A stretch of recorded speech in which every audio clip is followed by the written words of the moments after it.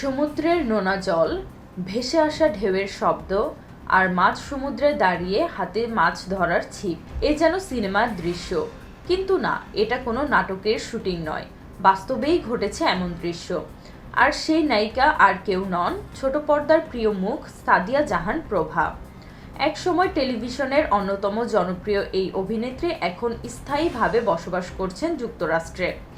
অভিনয়ের ঝলমলে মঞ্চ ছেড়ে দিলেও থেমে যাননি তিনি, বরং নিজের জীবনের নতুন অধ্যায় সাজিয়েছেন ভিন্নভাবে।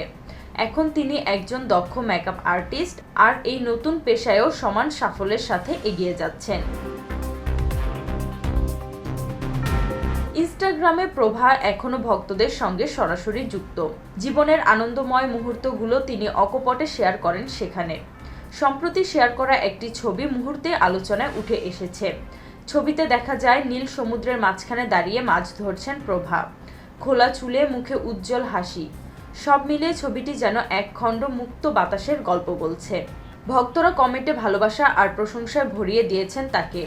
কেউ লিখেছেন, দারুণ মুহূর্ত, অনেক সুন্দর লাগছে।